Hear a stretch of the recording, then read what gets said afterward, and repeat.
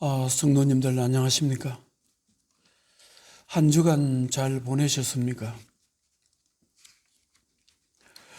신명기서 11장에 보면은 모세는 앞으로 광야 생활을 마치고 가나안 땅에 들어가서 살아야 할 이스라엘 백성들에게 이렇게 말씀하십니다.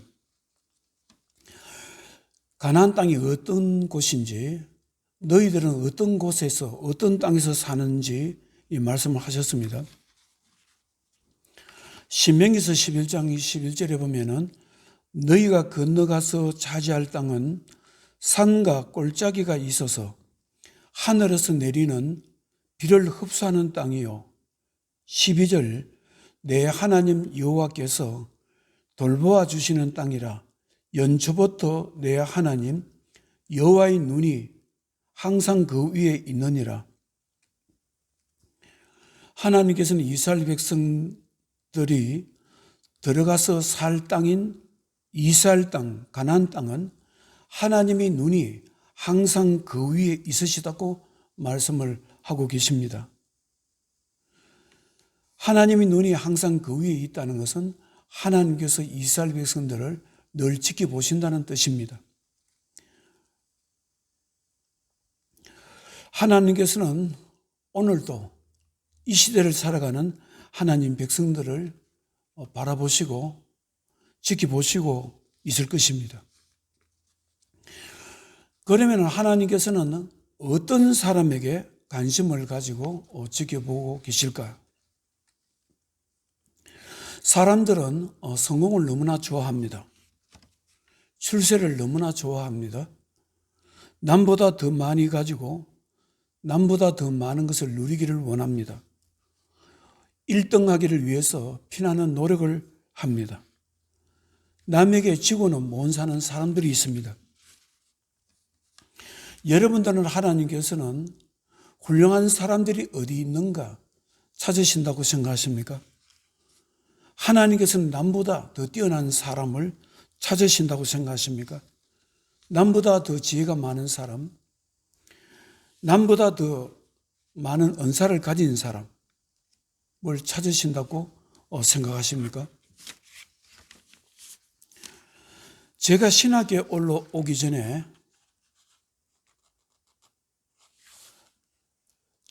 저희 마음을 크게 감동시킨 사건이 하나 있습니다.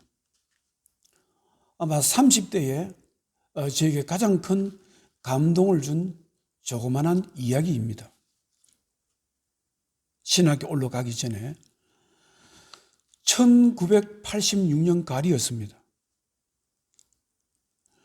강원도 사북 탄강에서 강부로 일했던 이호우라는 지극히 평범한 사람의 이야기가 TV에 방영되었습니다. TV에 방영된 이야기의 제목은 위대한 서민 이호우였습니다. 그 당시 저는 앞으로 어떻게 살아가야 될지 고민을 크게 할 때였습니다. 이야기의 내용은 이호우라는 분이 실제 이야기인데요. 이분이 친구하고 사업을 동업하다가 친구에게 속아서 돈을 다 잃고 망했고 친구는 도망가 버렸습니다. 그래서 친구에게 복수를 하려고 칼을 품에 품고 전국 곳곳에 찾아다녔습니다. 그런데 마침 친구가 강원도 사북에서 있다는 소식을 듣고 이제 칼을 품고 그 친구를 잡으러 갔습니다. 그곳에서 친구는 만나지 못했고 거기에서 사북 탄강에서 사람들이 살아가는 모습을 보게 됩니다. 가장 인생이 힘든 곳에서 가장 열악한 곳에서 묵묵히 탄광 일을 하면서 가정을 지키는 그런 평범한 사람들을 보게 되었고 거기서 감동을 받았습니다. 그래서 생각을 고쳐먹었습니다. 내가 친구를 만나서 죽인들 나에게 무슨 유익이 있으며 가치가 있겠는가? 나도 모든 것을 잊어버리고 탄광에서 일하는 저런 성실한 사람들처럼 나도 새롭게 인생을 시작해야 되겠다 생각하고 거기에서 탄광에서 일을 얻어서 마땅히 숙식할 곳이 없어서 탄광 부근에 개천에서 텐트를 치고 그렇게 일을 했습니다.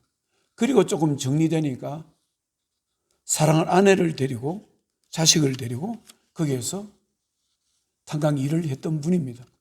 아주 지극히 평범한 사람 일이었습니다. 그런데 이분이 어떤 분이 전도를 받아서 교회를 나가게 되었고 신앙생활을 열심히 하게 되었습니다.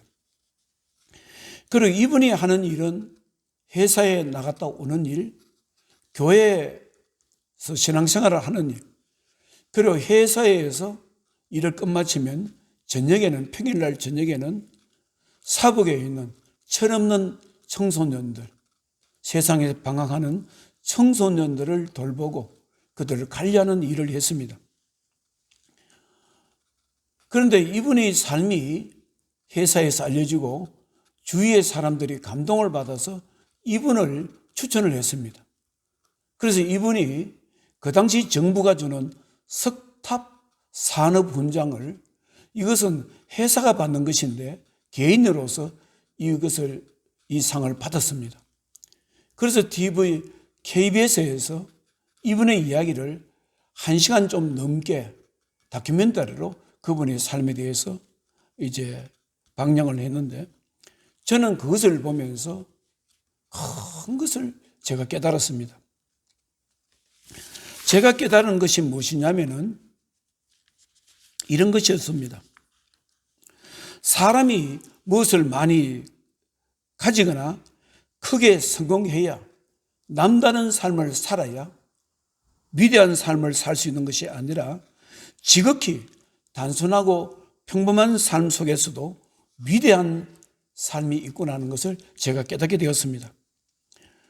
지극히 평범한 삶을 살면서도 남보다 가진 것이 적더라도 예수님을 확실히 믿으면서 자기에게 주어진 삶을 충실히 살 수 있다면 바로 이러한 삶이 위대한 삶이다. 그것을 깨닫게 되었고 저도 그렇게 살고자 마음을 가졌습니다. 이것을 계기로 해서 저는 다시 한번 예수님을 열심히 믿으려고 교회 일을 열심히 했습니다. 한 번은 여주의 소망교도소에 수요 예배를 인도한 적이 있습니다. 재소자들이 한 300명 되었습니다. 그 민간교도소였습니다. 수요 예배를 인도하면서 저는 이호우 씨의 삶에 대해서 이야기했습니다. 저도 한때 힘들어서 인생을 방황할 때 어떻게 살아야 되는지 고민을 할 때 제가 TV를 봤는데 이호우 씨에 대해서는 이야기를 하더라. 그러면 그분의 이야기를 하면서 지극히 평범한 삶을 살지라도 그 사람이 하나님 앞에 믿음이 충실하고 자기에게 주어진 일에 충실할 수 있다면 바로 그러한 삶이 위대한 삶입니다. 그러면서 여러분들도 이제 이 감방에서 나오게 되면은 여러분들도 작은 일에 최선을 다하고 예수님을 열심히 믿으면서 한번 살아가 보라. 그런 말을 전한 적이 있습니다. 사랑하는 성도 여러분, 오늘 성경 말씀은 이스라엘 왕 아합 시대 이야기입니다. 가나안 땅에서 북쪽 이스라엘이 세워지고 난 뒤에 아합 왕 시대만큼 영적으로 타락한 시대는 없었습니다. 아합 왕 시대만큼 영적인 암흑 시기가 없었습니다. 그 당시 이스라엘 땅에는 우상 숭배로 가득 차 있었습니다. 거짓 신인 바알 신과 아세라 신을 섬기는 이방 제사장들로 넘쳐났고 수많은 이스라엘 백성들이 그들의 영향을 받아서 이방 신을 섬겼던 시대였습니다. 육신의 눈으로 보기에는 하나님 믿는 사람이 찾아보기 수가 없는, 거의 없다고 생각할 정도로 그런 암흑한 시대였습니다. 바로 그때 하나님께서 보내주신 종이 바로 엘리야 선지자였습니다. 불의 종이었고 성령의 사람이었고 하나님의 사람이었습니다. 기도의 능력이 있던 사람이었습니다. 엘리야 선지자는 늘 아합왕이나 이세벨에게 말했습니다. 이렇게 살면 안 되고 우상을 섬겨서는 안 되고 하나님을 경외해야 된다고 그렇게 했지만 엘리야 선지자의 말을 들었던 사람은 아무도 없습니다. 그리고 끝내 아합왕과 그 아내 이세벨은 이방신을 즉위 섬기던 이들은 엘리야 선지자를 죽이려고 생각을 합니다. 그래 죽이려고 했습니다. 열왕기상 19장 1절에 아합이 엘리야가 행한 모든 일과 그가 어떻게 모든 선지자를 칼로 죽였는지를 이세벨에게 말하니 아합왕의 아내 이세벨이 사신을 엘리야에게 보내어 이르되 내가 내일 이맘때에는 반드시 내 생명을 저 사람들 중 한 사람의 생명과 같이 하게 하리라. 그렇게 하지 아니하면 신들이 내게 벌 위에 벌을 내림이 마땅하니라 한지라. 아합과 그의 아내 이세벨이 엘리야 선지자를 죽이려고 할 때 이제 그런 상황에서 엘리야 선지자는 하나님께 기도하러 가게 됩니다. 호렙산으로 가게 되는 것입니다. 그리고 호렙산의 굴에 들어가서 기도하는 가운데 하나님을 만나게 됩니다. 열왕기상 19장 9절에 엘리야가 그곳 굴에 들어가 거기서 머물더니 여호와의 말씀이 그에게 임하여 이르시되 엘리야여 내가 어찌하여 여기 있느냐? 그가 대답하되 내가 만군의 하나님 여호와께 열심히 유별하오니 이는 이스라엘 자손이 주의 언약을 버리고 주의 제단을 헐며 칼로 주의 선지자들을 죽였음이오며 오직 나만 남았거늘 그들이 내 생명을 찾아 빼앗으려 하나이다. 11절에 여호와께서 이르시되 너는 나가서 여호와 앞에서 산에 서라 하시더니 그래서 이제 그런 가운데서 엘리야는 하나님을 만나게 되는 것입니다.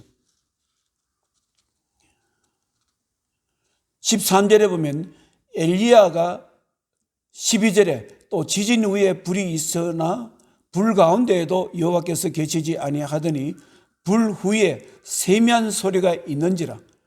엘리야가 듣고 겉옷으로 얼굴을 가리고 나가 굴 어귀에 서매 소리가 그에게 임하여 이르시되 엘리야야 내가 어찌하여 여기 있느냐? 14절에 그가 대답하되 내가 만군의 하나님 여호와께 열심히 유별하오니 이는 이스라엘 자손이 주의 언약을 버리고 주의 제단을 헐며 칼로 주의 선지자를 죽였음이오며 오직 나만 남았거늘 그들이 내 생명을 찾아 빼앗으려 하나이다. 이렇게 대답을 했습니다. 그때 하나님께서 엘리야 선지자에게 사명을 몇 가지 주게 되는 것입니다. 사명을 몇 가지 주고 난 뒤에 끝으로 엘리야 선지자에게 무엇을 말씀을 하시느냐 하면은 너가 보기에는 이 땅에 하나님이 사람이 없는 것 같고 이 땅에 우상을 섬기는 사람들만 있는 것 같고 영적으로 암흑한 시대 같지만 그러나 이러한 시대에서도 세상에 무릎 꿇지 않고 바알에게 무릎 꿇지 않는 거룩한 하나님 백성들이 7,000명이나 있다 이렇게 말씀을 합니다. 사랑하는 성도 여러분, 여러분들은 암흑 시대인 아합 시대에 바알에게 무릎 꿇지 않는 7,000명의 거룩한 하나님의 자녀들이 어떤 사람인 것 같습니까? 그들이 그 당시 이스라엘 사회에서 크게 성공한 사람들의 부류라고 생각하십니까? 남보다 더 많은 부를 가진 사람이라고 생각하십니까? 남보다 더 권력을 많이 가지고 더 성공한 사람이라고 생각하십니까? 더 높은 지위에 있었던 사람이라고 생각하십니까? 아마 아닐 것입니다. 그러면 이 70명은 어떤 사람일까요?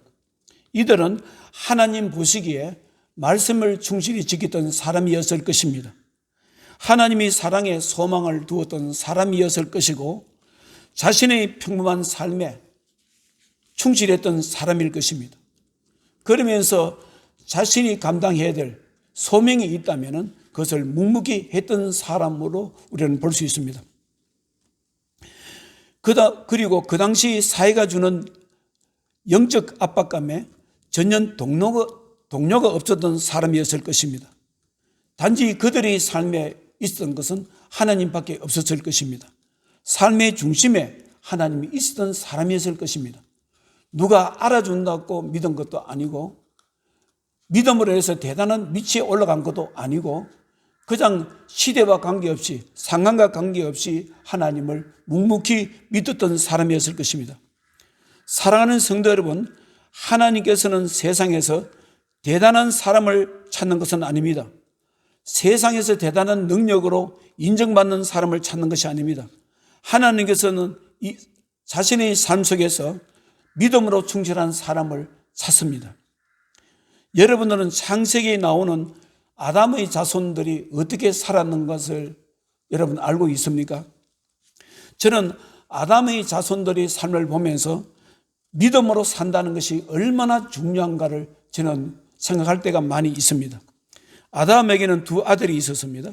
가인과 아벨이었었는데 형 가인이 동생 아벨을 제사 문제로 죽여버렸습니다. 자기의 제사는 하나님께 받으시지 않고 동생 아벨의 제사는 받는 것을 보고 가인이 분노가 가득 차서 시기 질투심이 가득 차서 동생을 죽여버렸습니다. 하나님께서는 아벨을 잃은 아담에게 하나님께서는 죽은 아벨 대신 셋이라는 아들을 주셨습니다. 가인은 가인대로 자식을 낳아서 살았고 셋은 셋대로 자식을 낳아서 살았습니다. 그러나 가인의 자식들과 셋의 자식들은 정반대의 삶을 살았습니다. 가인의 자식들은 한 사람도 빠짐없이 하나님 없이 살았고 셋의 자식들은 하나님을 경외하며 살았습니다. 가인은 동생을 죽이고 에덴 동편 노 땅에 가서 에녹이라는 성을 쌓았습니다. 성을 쌓고 자기 아들의 이름을 에녹이라 지었습니다. 아들 에녹도 아버지 가인과 같이 하나님과 전혀 관계없는 삶을 살았습니다. 그래서 하나님께서 전혀 기억할 수가 없는 그런 삶을 살았습니다. 그리고 에녹은 아들 이랏을 낳았습니다. 이랏의 이름의 뜻은 이런 뜻이라 합니다. 도망자라는 뜻, 도피자라는 뜻, 자신을 가시하는 자라는 뜻이 그 속에 있다 합니다. 그러면 이랏의 삶은 하나님을 피해 도망다니면서 온갖 범죄를 다 저지르면서 하나님이 어디 계시느냐, 우리가 하는 일, 내가 하는 일은 하나님께서 보지 못하실 것이다, 그래 생각하고 살았던 사람입니다. 그리고 이랏도 아내를 얻어서 아들을 얻었습니다. 아들의 이름은 머후야엘이었습니다. 머후야엘은 어떤 뜻을 가지고 있는지 아십니까? 머후야엘의 뜻은 하나님께서 흔적 없이 썰어버린 자라는 뜻입니다. 하나님께서 이 사람이 얼마나 삶이 더럽고 추하고 미웠으면 썰어버린다, 그 이름을 없애버린다, 그런 삶을 살았던 사람입니다. 이러한 이름은 너무나 끔찍하고 저주스러운 이름입니다.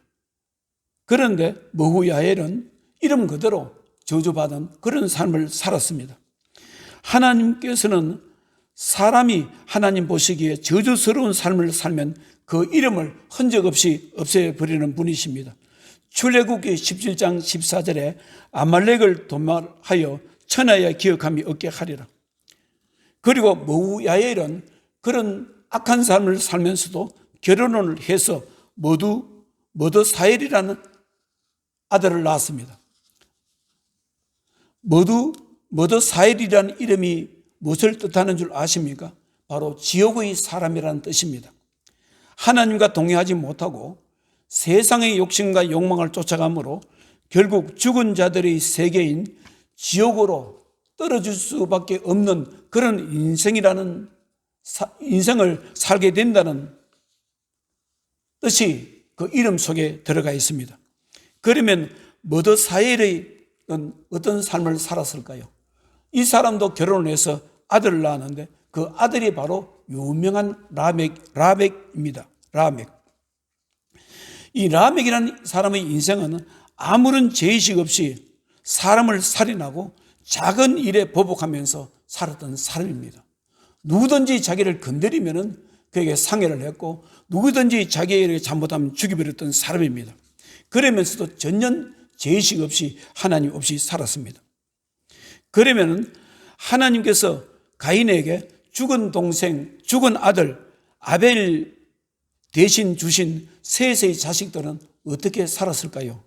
셋의 자식들은 다 하나님과 영적인 친밀한 관계를 가지고 살았습니다. 창세기 4장 26절에 셋도 아들을 낳고 그 이름을 에노스라 하였으며 그때의 사람들이 비로소 여호와의 이름을 불렀더라. 여호와의 이름을 불렀다는 것은 하나님과 인격적인 관계가 시작되었다는 것을 의미하는 것입니다. 에노스의 자식들은 한결같이 하나님과 인격적인 관계를 맺고 살았습니다. 에노스는 아들 게난을 낳았습니다. 게난도 하나님과 인격적인 관계를 맺었고 그 게난은 또 결혼을 해서 아들 마할랄렐을 낳았습니다. 마할랄렐도 하나님과 깊은 영적인 관계 속에 살았습니다. 마할랄렐이라는 이름의 뜻이 무엇인 줄 아십니까? 이 이름의 뜻은 하나님께 찬양이라는 뜻입니다. 하나님께 영광 돌려드린다. 하나님께 찬양한다. 하나님은 찬양받으시기에 합당하신 분이시라는 것입니다. 마하랄렐도 결혼을 했습니다. 결혼을 해서 야렛을 낳았고 야렛도 하나님과 친밀한 관계를 가지고 살았고 야렛이 바로 에녹을 낳았습니다. 하나님을 찬양하며 살았던 마할랄렐의 손자가 바로 에녹입니다. 여러분들 에녹이라는 이름을 다 기억하실 것입니다. 창세기 5장 2절에 에녹은 65세에 머두셀라를 낳았고 창세기 5장 22절에 머두셀라를 낳은 후 300년을 하나님과 동행하며 자녀들을 낳았으며 그는 365세를 살았더라. 창세기 5장 24절에 에녹이 하나님과 동행하더니 하나님이 그를 데려가심으로 세상에 있지 아니하였더라. 사랑하는 성도 여러분, 에녹은 65세에 무두셀라를 낳았는데 무두셀라라는 이름의 뜻이 무엇인 줄 아십니까? 아버지 에녹은 자기 아들의 이름을 무두셀라라고 지었고 그 이름의 뜻은 이런 뜻이 있습니다. 그가 죽으면 내 아들 무두셀라가 죽으면 세상에 종말이 온다. 세상에 끝이 온다는 뜻입니다. 에녹이 아들의 이름을 이렇게 지었다는 것은 분명히 아들을 낳을 때 하나님이 계시를 받았을 것입니다. 하나님이 살아계신 하나님을 만났을 것이고 하나님이 계시가 있었을 것입니다. 너의 아들이 죽을 때 이 세상은 종말이 온다. 여러분, 이런 계시를 받은 에녹은 어떻게 살았다고 생각하십니까? 아들 무두셀라를 낳고 300년 동안 하나님과 동행하면서 살았다 합니다. 하나님과 깊은 영적인 관계, 친밀한 관계를 맺으면서 그야말로 종말론적인 삶을 살았던 분이 바로 에녹입니다. 그런데 에녹이 자기 아들 무두셀라의 이름을 짓는 것처럼 정말 말 그대로 자기 아들 무두셀라가 죽을 때 바로 이 땅에 하나님이 심판이 있었습니다. 바로 노아 때 홍수 심판이 있었습니다. 세상에 종말이 왔습니다. 무두셀라는 969년을 성경에서 가장 오래 살았던 사람입니다. 머두살라가 죽을 때 바로 노아 600살에 이 땅에 홍수 심판이 왔습니다. 여러분들은 에녹이 하나님과 300년을 동행하면서 살았다는 말을 어떻게 생각하십니까? 사람이 하나님을 만나게 되고 은혜를 받게 되면 하나님과 친밀한 영적 관계에서 살 수밖에 없습니다. 세상의 어떤 것보다 하나님과 동행하는 삶, 믿음으로 사는 삶이 우선되는 것입니다. 하나님을 만난 사람들은 세상에 성공이 우선적이 아닙니다. 남보다 더 많이 가진 것, 일등으로 사는 것이 우선적이 아니라 이 땅에 어떠한 삶을 어떻게 살더라도 하나님께 기억하시는, 하나님과 동의하는 삶이 우선시 되는 것입니다. 사랑하는 성도 여러분, 여러분들은 하나님께서 대단한 사람을 찾으신다고 생각하십니까? 세상 사람들이 눈에 성공한 사람, 탁월한 능력의 사람을 찾는다고 생각하십니까? 성경은 그렇게 말하고 있지 않습니다. 성경은 하나님 말씀을 올바르게 이해하고 통찰하는 눈을 가지고 하나님을 말씀을 지키는 신실한 삶을 찾고 있다고 말씀합니다. 하나님이 사랑에 소망을 두는 사람을 찾고 있다고 말씀합니다.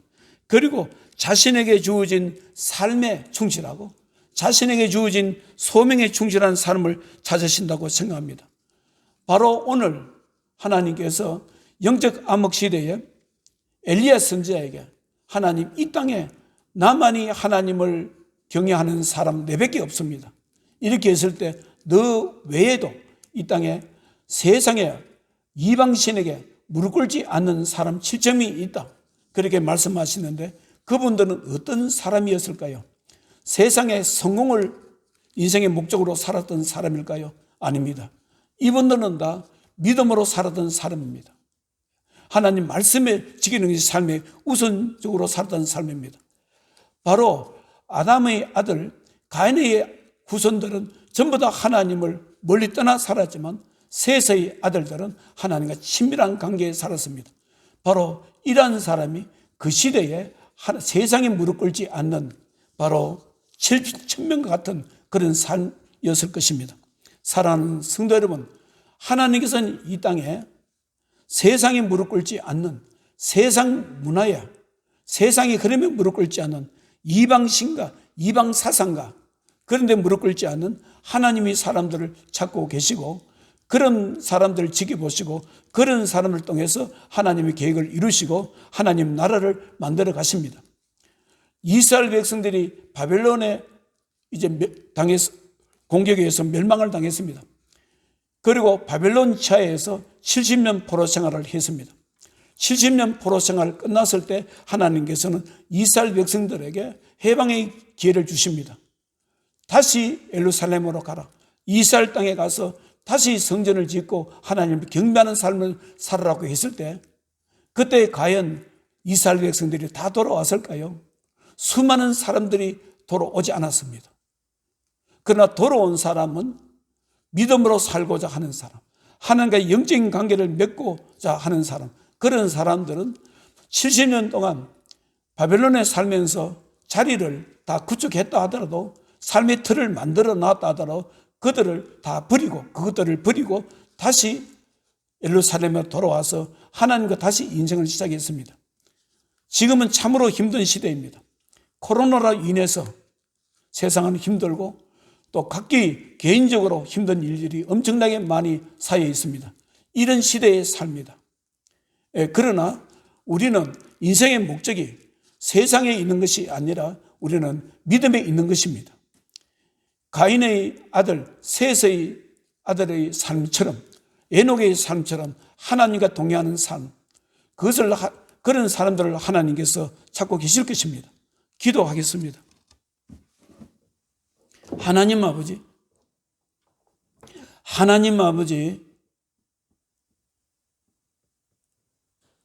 오늘 성경 말씀에 아합 시대에 엘리야 선지자는 호렙산에서 하나님을 만나서 기도했습니다. 하나님, 이 땅에 하나님 믿는 사람이 없습니다. 나만이 겨우 살아남아서 우상 숭배로 가득 찬 세상을 싸우고 있습니다. 그럴 때 하나님께서는 너 외에도 바알에게 이방 신에게 무릎 꿇지 않는 7천 명이 남아있다는 말씀이었습니다. 하나님 아버지, 이 시대에도 하나님께서는 세상의 흐름과 세상의 가치관과 세상의 문화에 아버지 하나님 그게 목숨 걸지 않고 믿음으로 하나님 말씀에 충실하고 하나님의 사랑을 의지하고 자신에게 주신 소명에 충실하고자 하는 그런 사람들을 찾고 있을 것입니다. 하나님, 우리가 어떤 모습으로 살든지 이 땅에 살면서 하나님 앞에 기억되는 사람이 되기를 원합니다. 하나님을 찬양하는 사람이 되기를 원합니다. 끊임없는 하나님의 계시 속에서 하나님 은혜 가운데서 동행하는 삶을 살기를 원합니다. 사랑하는 개성문교의 성도들을 기억해 주시옵소서. 오늘 이 말씀을 듣는 모든 주의 백성들에게 한결같은 은혜를 베풀어 주시고 북한에 하나님을 대적하는 김정은 정권과 중국의 시진핑 정권을 불로 심판해 주시고 북한에 있는 하나님의 거룩한 주의 백성들을 지켜 주시옵소서. 예수님 거룩하신 이름으로 기도드리옵나이다. 아멘.